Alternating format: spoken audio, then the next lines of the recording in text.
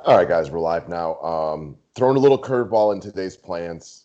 We say like we always want to stick to the schedule, but MLB did not allow us to really like the day slate's 10 games. The night slate is terrible. So we're gonna cover the day slate today. Wish everybody the best of luck. It's the only slate we're covering for the day because it's a weekend and whatnot. So this will be it for the day. This is a members only video free to the public. Feel free to click the thumbs up button and thank you very much. I was looking at both slates this morning and it's like, man, like this night slate sucks. The day slate's juicy. We got to cover the day slate. So yeah, a little bit of change up, but I figured I know the reception's been really good from at least our members, so happy about that. And one thing that I did mess up on because I've already done the write up, looks like there's some weather concerns. So Yeah. in Minnesota and in Chicago now, two pitchers I was looking hard at, Lance Lynn and Maeda. Definitely have to potentially take a step back on that one. And then a bunch of Minnesota hitters are wildly in play as like the chalk stack with Toronto. So gonna have to wait and see on that one. This slate is loaded with wishy-washy pitching options. Because even up top, like with DeGrom, who's amazing, like, do you have any idea, like, any expectation on his pitch count today? No, I don't. And I was gonna say, like, I think you're so right. All these pitching options are wishy washy. My favorite two, I think, were Lynn and Maeda. Yeah, now I mean, they're going to be tough plays and, unless you get good information that the game is good to go. What were your thoughts on DeGrom? Because, I mean, clearly the guy doesn't need a ton of pitches to get you up into the 20s, but for 11-4, I'd like to know that he's going to go deeper than 70 pitches. Give me at least the 85 he threw against San Diego on the 5th of June, but it's tough to know. I had limited interest before the weather concerns. Now, if Lynn and Maeda are out of play, I don't want to spend 11-4 on him. But man, there aren't many pitchers I like today. I have a whole bunch of guys that I'm quote unquote fine with, and I get nobody that like I want to like throw no into one my here. like Luis Castillo. He's too expensive. Yeah, agreed. All right, I'll play Jacob deGrom over Luis Castillo. I'll spend the $900. McClanahan has no business being this expensive. Agreed. You know who I do have interest in though? Adam Wainwright. Yeah, I do too a little bit. Again, some potential weather concerns there too. Although it is yellow, but I don't know. Hitting weather also, like I'm interested, but I don't love him by any means. He's a little pricey and he's a little bit erratic, but we've talked about Wainwright now for years as being Dr. Jekyll, Mr. Hyde, and for two things. One, he's just better during the day than he is at night, for whatever reason that might be, and he's better at home than he is on the road. And it's been going that way for the better part of a decade now. So like this is not a new thing. Once again this year, his ERA is less than half at home. Batting average allowed 72 points better. WHIP over a half run better. Like just a lot better at home. Today he's at home on the road, or today he's at home during the day. I'm more interested than normal. He's no lock, but I'm more interested than normal. For sure. I'm with you 100%. All right. After that, okay, I don't think Alex Cobb is an insane play based on the Rays' ability to strike out and how well he's pitched at times this year. But if you want to talk about warm fuzzies, you will never get that with Alex Cobb. The truth. So I get it. I can't do it, but I totally understand how anybody would use Cobb at what I assume will be a real low ownership. I agree. I don't hate it either. I mean, he was really good last time out. Good call. I mean, just think about it this way. In his last 9 starts, 3 of them have gone for 27 points or better. Yeah, truth. So I don't know, man. Like, but he's such a tough roster. Yeah, he is. He is. All right. Any interest in Rio?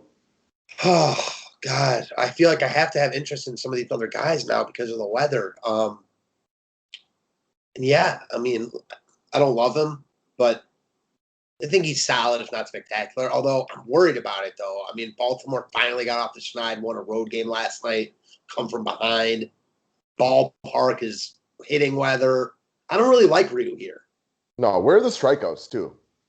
Honestly, over his last 24 innings, he has 11 strikeouts. It's just, he's not missing bats. I could see Baltimore actually getting to him here. Kind of like I said with Texas and Mike Minor. Very similar. Man, everybody got to everybody last night, didn't they? Yeah, it was crazy. All right. How about Patrick Corbin? Again, he's definitely one I wasn't really looking at, but now I feel like I got to take a long look at. He's been really good last 2 times out. Not sure I'm completely buying it. It's not the greatest spot in the world, but it's not the worst spot either. Great pitching park in Miami. And I think the thing with Corbin is, like, he's been good. So you kind of wonder, is he figuring some stuff out? This is a guy who's been, a borderline #1 for a couple years. I don't know. Again, really, really wishy-washy. I completely get why he's going to be a little popular today. I get the play. I struggle to buy into it, though, but that's kind of the theme of the slate. For sure. So there's a couple other guys. Your boy Logan Gilbert would have also have been a little bit in play to me with the White Sox not playing their best, ball over the last couple of weeks. But with weather there, I think he's completely out of play, just not worth the risk. I don't hate Adrian Hauser in Milwaukee, but I think you probably have better options. Yeah. I mean, the guy I was looking at down here was Zach Thompson. Okay. What about Kyle Gibson, who's, again, more solid than spectacular, but at least he's always solid, and he's dirt cheap. Yeah, another guy. Doesn't strike out a lot of guys. Little worried. He was really good for the first part of that Oakland start, and then a crashing down on him. I don't know. Another guy, I think you said it best. Like, I don't love him, but, I could see using him for sure. Yeah, he's really inexpensive. I look at this, which is kind of impressive to me. His last 5 starts: Oakland, Houston, Tampa Bay, San Francisco. That is a collection of first-place teams right there in Oakland, who is not bad at all. And he's gotten through all of them relatively unscathed. Again, the performances aren't monstrous. So if you're looking for 30, this is not your guy. But if you want a relatively safe guy for, double-digit points at a cheap price, all right. Oh, okay, he's there. Yeah, I have no arguments with that. You mentioned Zach Thompson. He probably has higher upside, more strikeouts. That's exactly what I said in the write-up. I don't know. I am kind of worried about the other shooting trap here. I don't think this guy is a 20 DK point per game pitcher. Do you? I mean, I don't know enough about him to say that, but I would speculate he's not. I mean, I would assume not, but I don't know a ton about him as a pitcher either. So, again, he doesn't have a huge leash either. He's gone 55, 66, and 73 in his first couple outings, which would lead you to believe he's probably going to throw about 80 today-ish, give or take, depending on how he's pitching. Yeah, I'll say this, though. Like, it's interesting because I have some interest in Washington, like Schwarber, Turner, and Soto mainly. These guys are hot, and I think Thompson's going to get love at 5,800. The problem is, like, it's almost like you have to use Thompson to get to those guys because they're so expensive. You can use Gibson. Yeah, sure. I don't know. I mean, Sensatella against Milwaukee. I don't think it's the greatest play in the world. I don't think Sensatella is god-awful. Oddly, these Colorado pitchers have been better at home this year. I still don't understand it or think that holds up forever. But Milwaukee will strike out plenty. I know they had a big come-from-behind victory yesterday, which is probably not great. And They're biggest my favorite board. Are they? Yeah, I love them today. Okay. The craziest thing in sports happened yesterday. Castanera hit a home run.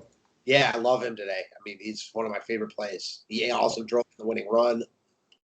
If I'm playing one lineup today, Castanera is in it. That's how poor Castanera's year has gone. That me and you were both excited about his game-winning sacrifice fly. Hey, you'll take it. I saw him hit a home run, and I'm like, this has got to be a replay from another year. It's also better against righties. I don't think he gets any love, probably hitting 8th. I like the whole stack, so. Awesome. Okay. Gun to head, I don't have a favorite. Honestly, if I'm going for the warm and fuzzies, I could go Kyle Gibson and Jacob deGrom and feel like at least I'm going to get decent points out of my pitching. But that's not a real upside play. Unless, like, we get some sort of word that deGrom's closer to a normal pitch count. Also kind of worried that, like, one of these days, like, if deGrom, like, not that he gets blown up, but what if he has one inning where, like, he just gives a couple bloop hits and a run? Like, he is not able to work out of that at 11-4, only throwing 80 pitches. I mean, he's as good as I've ever seen this year, but that has to happen eventually, right? Yeah, I mean, you'd think so, because it's baseball. I mean, It's never not happened like that. So, and even he's got a .5 ERA. I can't even remember the last time he gave up a run, but he has given up runs this year. It just they haven't happened in a while. He has not given up a run this year. Bellman quit.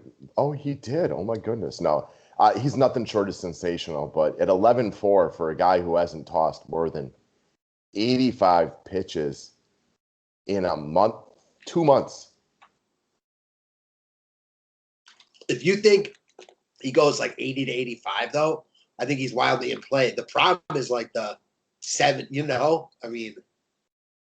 What he's done, though, in these starts, the fact that for a guy who hasn't thrown over 85 pitches always gets you over 22 DK points, that is nothing beyond amazing.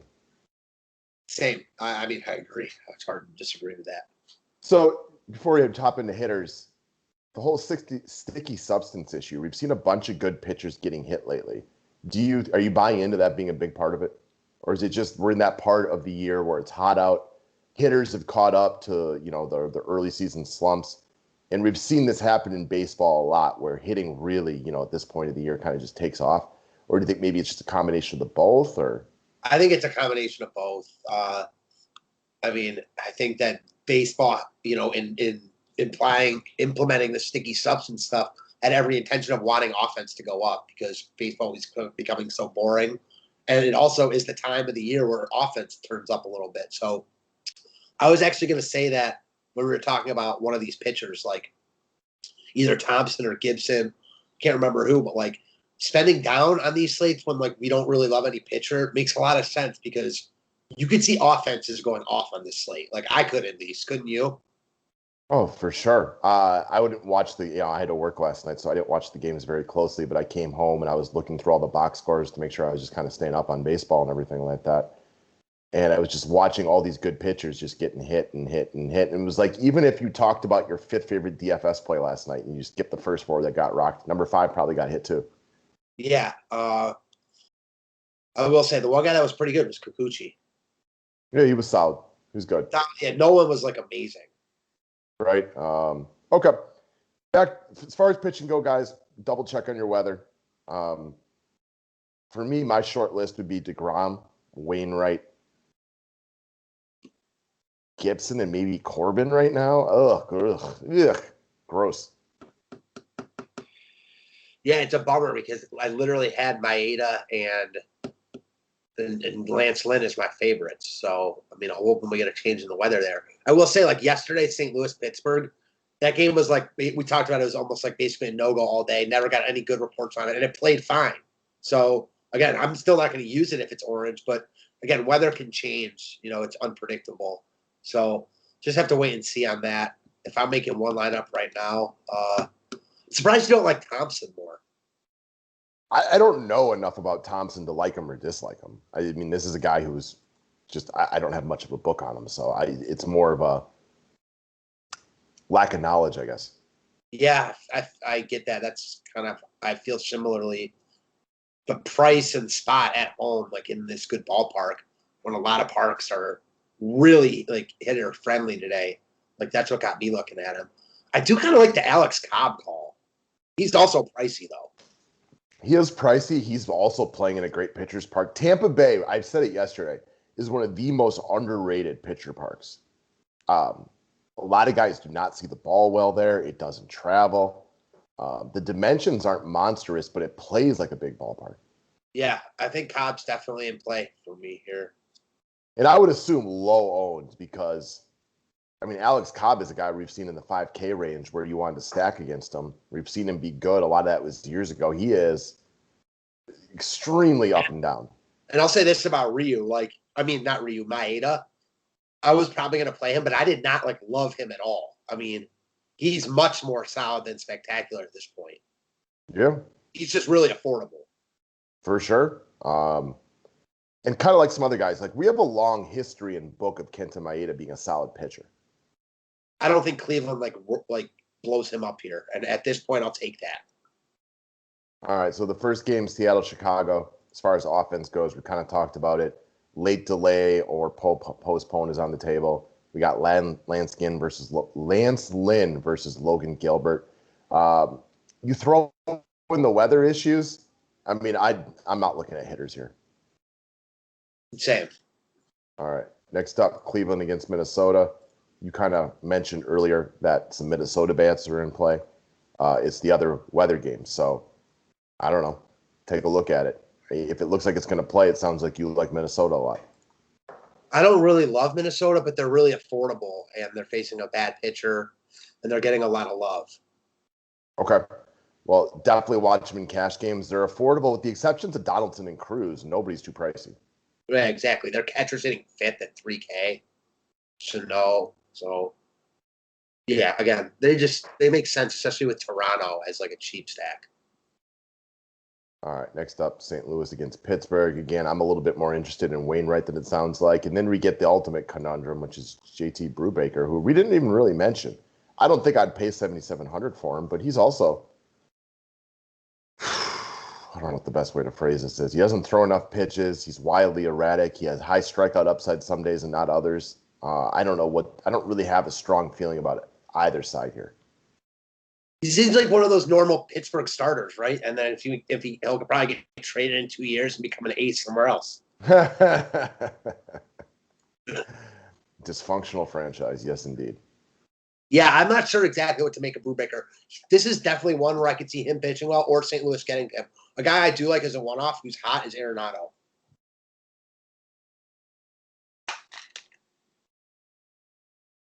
I get that. He's also just very good at the game of baseball. I can't imagine he gets hardly any love at 5,800 with like Vlad and all those guys, you know?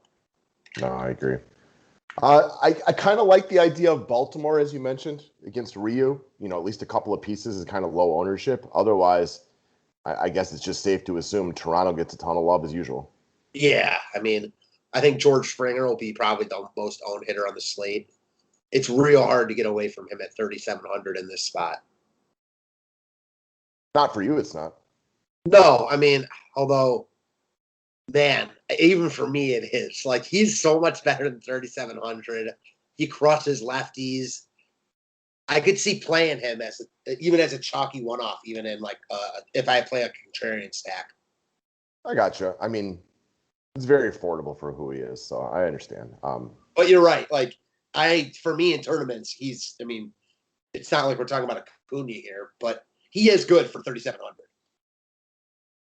You know, I've cut him in all my year-long leagues now because he was a huge disappointment. But Santander with a single and a base on balls yesterday, you know, he's got big power still, 3K. Yeah, Baltimore is in play as a cheap stack too, especially if you want to spend up on pitching. Like Ryu, you mentioned it. The Kings haven't been there. He's been getting a little bit. Baltimore, big snide off there. Like, I love teams like that. You know, they had lost 20 games in a row on the road. Now they finally won one. I think they play loose and free today. Doesn't mean they're going to be good, but could see them playing well here. And this Vlad character turns out he's good. So, yeah, he's, as always, wildly in play. And you talk about, like, the cheap guys, like Thompson and Kyle Gibson. We don't love these guys, but you compare them to, say, Adam Wainwright and Alex Cobb, two other guys that we mentioned, or even like a Luz Castillo or whatever it might be. Their opportunity for success isn't that much lower, and it allows you to get a Vlad Guerrero in your life. Yeah, it's not crazy to think all those pitchers just get like 16. Yeah, like if Kyle Gibson goes out and skates into 16 points today, which is kind of like a typical day, he could outscore, like, I don't know, all but two or three of the pitchers higher priced than him. Yeah, would you be surprised if Wainwright had 15 or 17 here? No, and that might actually be decent compared to what we've seen lately. Right. I'm not saying you wouldn't use, like, that's a bad play, but, like, yeah, I think that's kind of the range for all these guys. So, yeah, we see that pretty similarly. Any love for Texas bats today? A little bit. A guy that's hot is Nate Lowe. Texas was good last night against Minor. They rocked him. Now they're facing Kyle Zimmer and, you know, the bad Royals bullpen. I don't think they're a bad look. No, and they never get a ton of love because they're Texas. Yeah, them or Baltimore. That's like, you know what I mean? I'm not sure. Not sure I'll play either of them, but I don't know. All right, Castillo versus Ian Anderson. For me, this is a classic game of I don't like either pitcher enough to throw him. but I certainly don't love either offense. I don't either, but man, this is like, you talk about like pitchers getting hit. These bullpens are awful. Like, I don't know. For some reason, I could see Cincy really getting to Anderson here. Seeing these pitchers get hit hard in Cincinnati during the game. I'm thinking about Marquez from like a couple weeks ago. Braves have a bad bullpen. I don't know. That's kind of just an out there stack. All right, so we move over to Colorado against Milwaukee. Again, I mentioned Hauser. I don't think he's the worst play in the world, but not where I would end up. He's not a big upside guy. He had one game earlier this year where he had 10 strikeouts against Miami, but he's a sinker baller who gets a bunch of grounders, so he's a little pricey for me at 7K.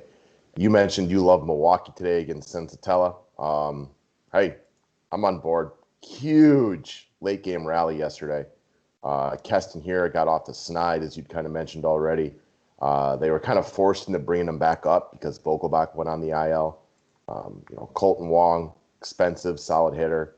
Luis Arias, they're very pricey, so I struggle to see people get to them. And then Willy Adames has just changed everything down here in Milwaukee. Excuse me, I like Milwaukee a lot today. The whole stack, Keston here is cheap. They're not going to get a ton of love because they're expensive mostly everywhere else. Man, I think they can get to Senzatella, who's been awful on the road. He's not a great pitcher anyways. He's not like the worst pitcher in the world, but he's definitely a guy that can get hit. I think it's a bad spot for him. It's going to be hot in Milwaukee, I presume. Yeah, man, I like the Brewers a lot today. Not hot. It is rainy and it's not super nice here. The roof will be closed today, but it's still a small ballpark. So it never plays great for pitching, period. For sure. So I'm on board. I kind of like that. Big day in Milwaukee yesterday, right? You had Brewers make a nice come from behind victory, basically walk it off, and 30 minutes later roll into the start of the Bucks game and just watch them kind of just, do their thing last night. So I could see the guys feeling good today. Yeah, for sure. I'm sure those guys were at the game feeling good. Yeah, give me all the Brewers. Okay. Patrick Corbin against Zach Thompson, as you mentioned.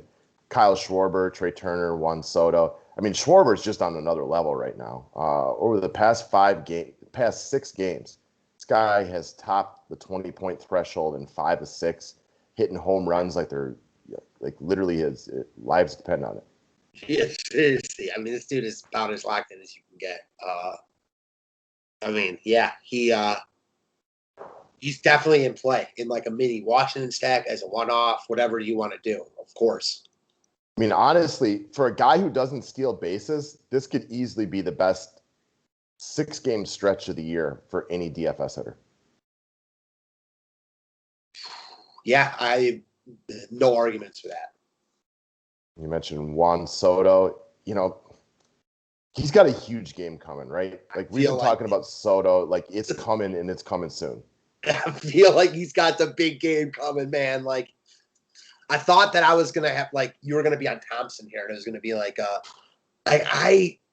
Thompson's only in play for me because of the price, but I really would prefer to get to a couple Washington bats. I mean, the Trey Turner, Schwarber, Soto combo probably gets left behind today because of the ballpark, because of their prices. I could definitely see you using that. Yeah, that's exactly what my thought was. All right, DeGrom versus Eflin. The Mets bats aren't very good. This is nothing for me other than maybe the Zach or Jacob DeGrom. Same.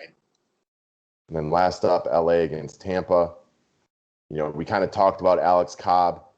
We mentioned that Shane McClanahan is massively overpriced, which he is. But I'm also not really trying to pick on him. He's just too expensive to actually use him. Yeah, I'm not really trying to pick on him. The one guy, again, called his home run yesterday. Rendon. They both homered in the first inning. But, yeah, Ohtani's always in play. I mean, he's just always in play. He's that good. He's like Vlad, all those guys. But I like Rendon still. He looked good yesterday, homered in the first inning, flew out to the deepest part of the park in the second at bat. I mean, he's 4K against a lefty.